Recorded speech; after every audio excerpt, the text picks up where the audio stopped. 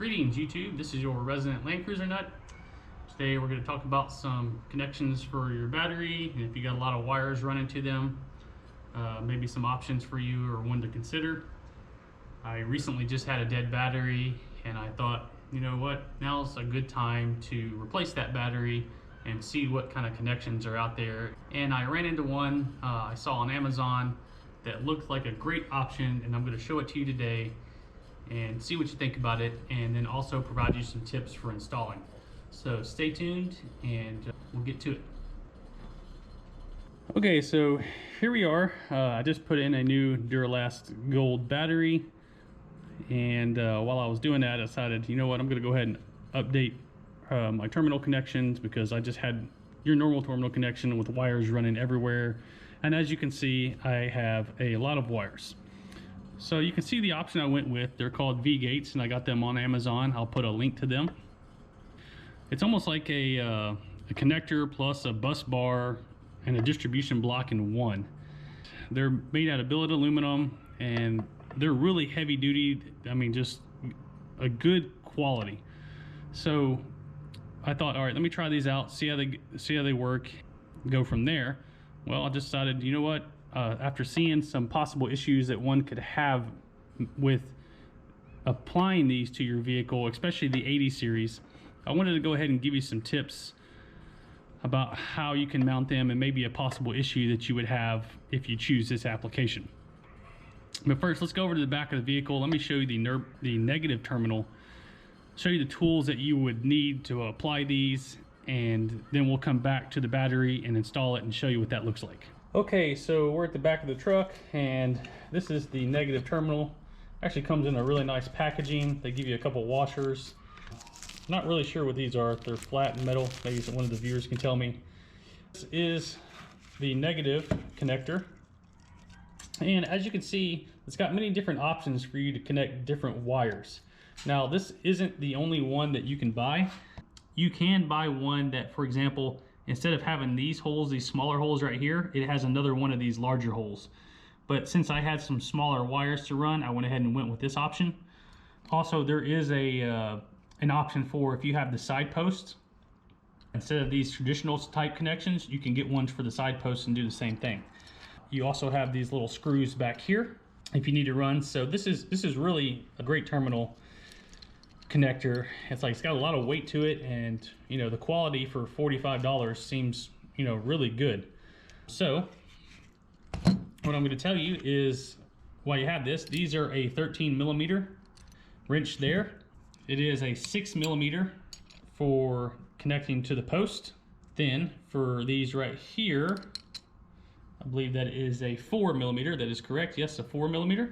And then for these smaller ones back here, it is a 3mm Allen wrench. So in all, you're going to need a 6, a 4, a 3mm Allen wrench, and a 13mm wrench to apply this. And if you got to do any additional wiring, you might want to have some wire cutters. So let's go get this on the truck real quick, show you some things to consider about mounting it.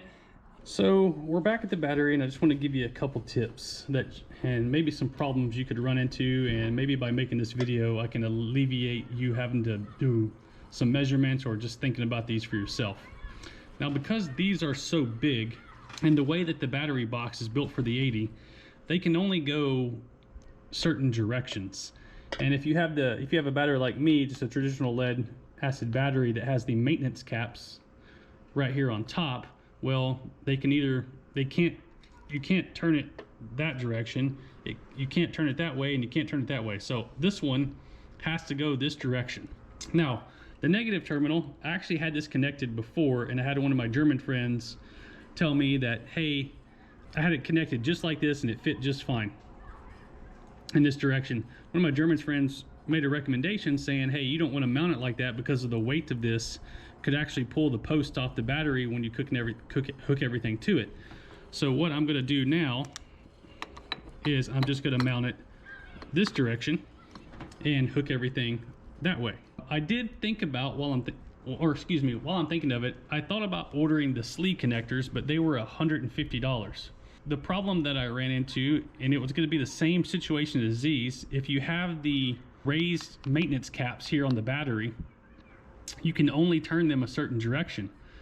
But the problem that I was having, one, was the price of the SLE terminals, and actually these have more connections on them than even the SLE ones do. And the other problem was that the SLE connections are even longer than these, so meaning if you turn them this direction, they're gonna run into each other. So okay, that left me with this, which I do think is a better option, and they're much cheaper at $47. If you want to go the SLE route, you need to go with a battery that doesn't have the raised maintenance caps, so you don't have the issue of running into this, because what you're going to have to do, and I think maybe even on SLE's website they have a couple images, is you're going to have to rotate this in to where it's down here.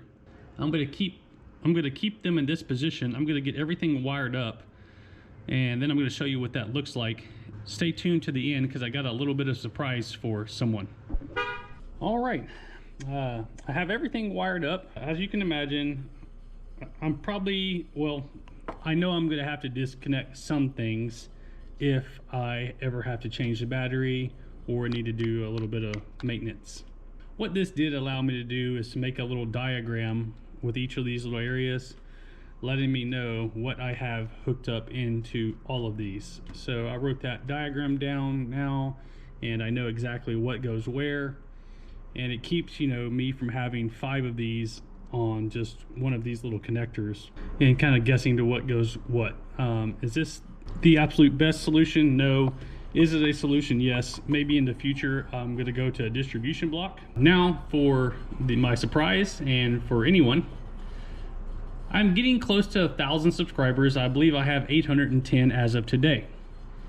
My 1,000th subscriber is going to get a free set of these. So help me get to 1,000 subscribers, and maybe you'll be the one that gets one of the sets. I'll reach out to you and see which one you need, whether it be the one kind of like mine that can do the smaller wires, or the one, if you just have more bigger wires, we can go with that option as well, or a side post. Whatever one the 1,000th subscriber needs, I will get that one to them. So thank you again for all of my subscribers. I hope this helps you if you have to go this route in this decision.